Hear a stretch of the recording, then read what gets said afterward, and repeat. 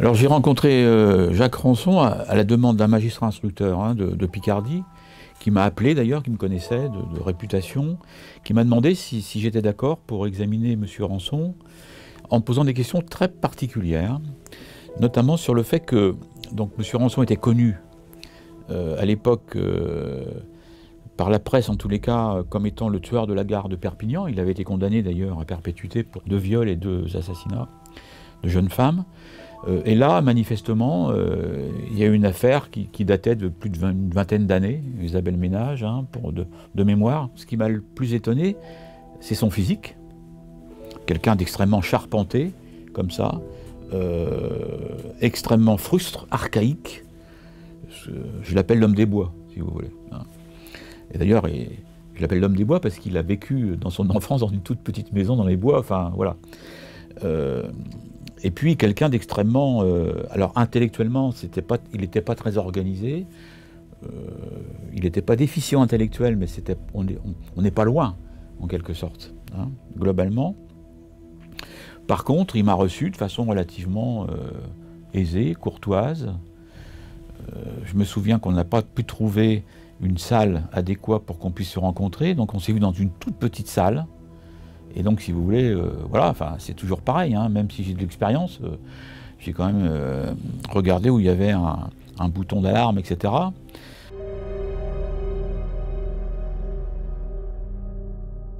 Il avait un mode opératoire criminel très particulier, Jacques Rançon, puisqu'en fait, il violait, il tuait, et après avoir tué, post-mortem, si vous voulez, il découpait la poitrine et le sexe de la femme. Donc le juge me posait également des questions spécifiques par rapport à ce mode opératoire-là, qu'est-ce que ça pouvait symboliser, etc. Il m'avait d'ailleurs donné plusieurs conclusions d'expertise de Perpignan, et voilà, par rapport à ça. Donc effectivement, je suis allé voir M. Rançon avec des questions précises, si vous voulez, en dehors de l'interrogatoire global, si vous voulez. Et donc, je commence l'entretien, etc. Je me rends compte quand même de pas mal de choses. Et à un moment donné, je lui pose la question qui m'était posée par le magistrat instructeur, mais Monsieur Rançon, pourquoi vous découpez?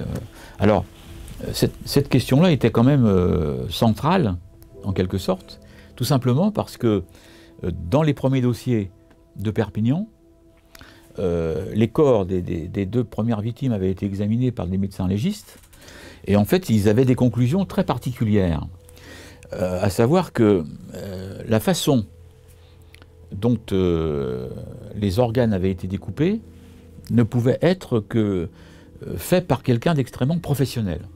Et quand on est en face de Jacques Rançon, on se dit, mais alors, comment il fait? Vous voyez? Alors, ça m'intéressait à différents niveaux. C'est-à-dire, d'une part, par rapport à ce qu'on pouvait dire, avec des espaces un peu psychanalytiques, comme ça, au niveau de la symbolique, évidemment, c'est-à-dire ce qui emmêle la poitrine, du sexe, etc. Chez la femme, ça représente la maternité, la conception, la fécondité, la nourriture, voilà, bon, d'accord. Donc en fait, il a été très étonné de ma question, parce que pour lui, c'était tout à fait évident, ça coulait de source, en quelque sorte. Il m'a expliqué que c'était parce que, en fait, d'une part, il faisait le plus vite possible avec ce qu'il trouvait sur place. En général, il avait un couteau. Et donc, il découpait le plus rapidement possible, et tout simplement pour ne pas laisser de traces. Évidemment, bon, c'est une réponse qui paraît logique. Et je lui ai demandé, mais des traces de quoi? Il me dit, bah, des traces d'ADN, parce que, voilà. Et à ce moment-là, voilà, bon, c'était effectivement très utilitaire, en définitive. Il n'y avait pas grand-chose de symbolique, en tous les cas à son niveau, à lui, si vous voulez. On peut toujours interpréter les choses, au niveau de son inconscient, mais à son niveau, à lui, voilà.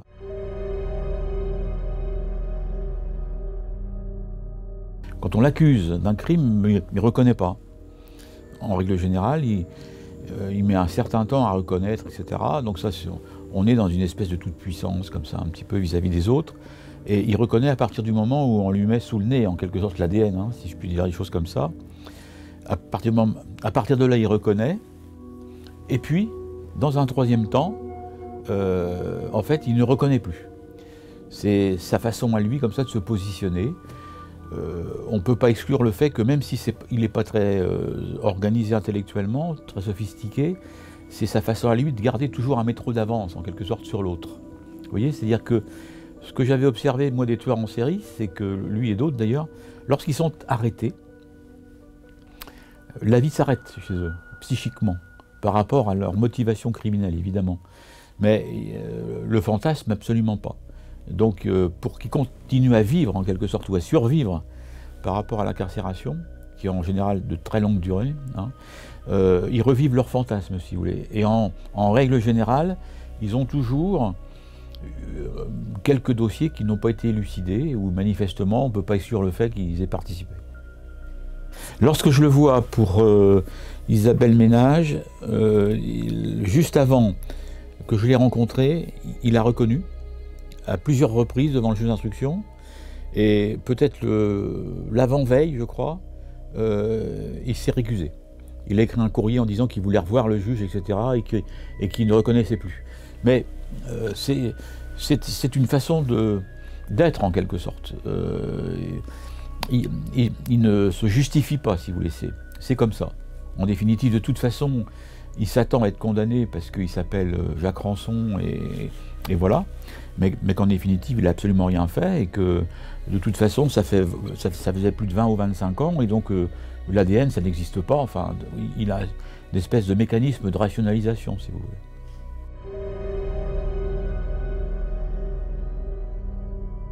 Monsieur Rançon, au niveau de son histoire personnelle, si vous voulez, je cherche toujours, en matière criminelle, par rapport à ce type de personnage, ce que j'appelle l'acte fondateur. Quel est l'acte fondateur qui a fait que, à un moment donné, il se soit inscrit dans ce type de démarche criminelle, ou avec des conséquences criminelles, plus exactement. Donc, en ce qui le concerne, à l'évidence, là encore, ces conditions d'éducation, qui sont extrêmement difficiles. Il vivait dans une petite maison dans la forêt, etc. Pour ça, je l'appelle l'homme des bois, si vous voulez, où manifestement il y avait très peu d'affect, en quelque sorte.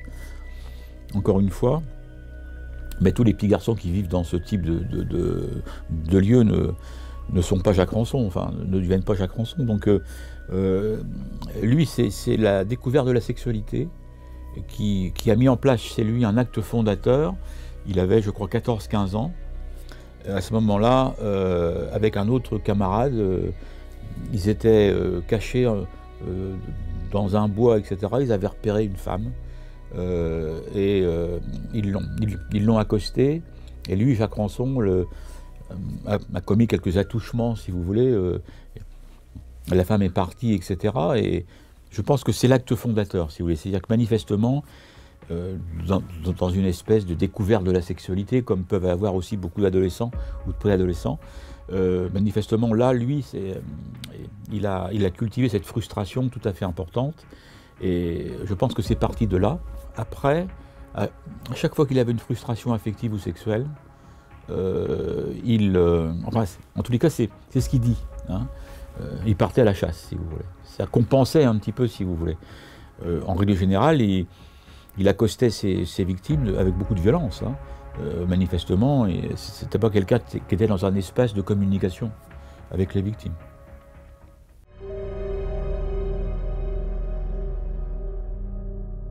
Oui, alors ça aussi c'est une question que je me suis posée, parce que manifestement son mode opératoire n'était pas très sophistiqué, mais en même temps, d'une part parce qu'effectivement il s'est déplacé pas mal, hein, je crois que c'est quand même important. À l'époque où, entre guillemets, il était en Picardie, hein, ça fait quand même 25 ans en arrière, donc là les choses étaient quand même plus simples. Il risquait moins, j'allais dire, de se faire arrêter, etc. La police scientifique était beaucoup moins organisée. Sur Perpignan, ce qui m'avait le plus étonné, c'était en même temps, quand vous voyez son profil, vous vous rendez compte que c'est manifestement quelqu'un qui n'aspire pas à la séduction, enfin, qui n'est pas dans ce registre-là, c'est pas un charmeur, si vous voulez. Et en même temps, paradoxalement, il rencontrait pas mal de jeunes femmes, si vous voulez. On lui connaît quand même pas mal de liaisons, hein. c'était tout à fait particulier. Donc, je pense qu'il pouvait attirer la pitié en quelque sorte.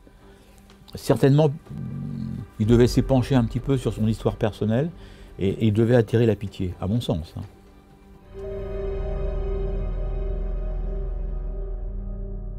J'en avais déduit, alors, que potentiellement, par rapport à une question qui m'a été posée, potentiellement, je considérais qu'il avait la personnalité, l'organisation de la personnalité, où il pouvait effectivement basculer vers une problématique de tueur en série. C'est-à-dire que organisé comme ça, structurellement, pour aller à la chasse par rapport à une frustration, et notamment une frustration affective ou sexuelle, quoi. Si vous voulez, moi je mets une espèce de bascule entre ce que j'appelle l'extérieur criminel, c'est-à-dire avant qu'il soit incarcéré, arrêté si vous voulez, et l'intérieur thérapeutique. C'est-à-dire que manifestement, à l'intérieur, il est possible qu'en définitive, il y ait quelque chose qui se mette en place de cet ordre-là, du thérapeutique. En ce qui concerne M. Rançon, j'y crois pas une seconde. C'est-à-dire que j'ai considéré que à partir du moment où il n'était plus dans l'extérieur criminel, il était dans le dedans carcéral, comme une sorte de... On appuie sur off, et comme une sorte d'intemporalité. C'est-à-dire qu'il va attendre. Alors, je dis les choses comme ça, mais je lui ai posé la question. Puisqu'en fait, c'est une question qui m'est posée, donc je lui ai posé la question. J'avais l'impression d'être un martien, si vous voulez. C'est-à-dire que, comment ça? Thérapie, pourquoi faire? Vous voyez, enfin, je veux dire que manifestement, absolument pas dans ce registre-là.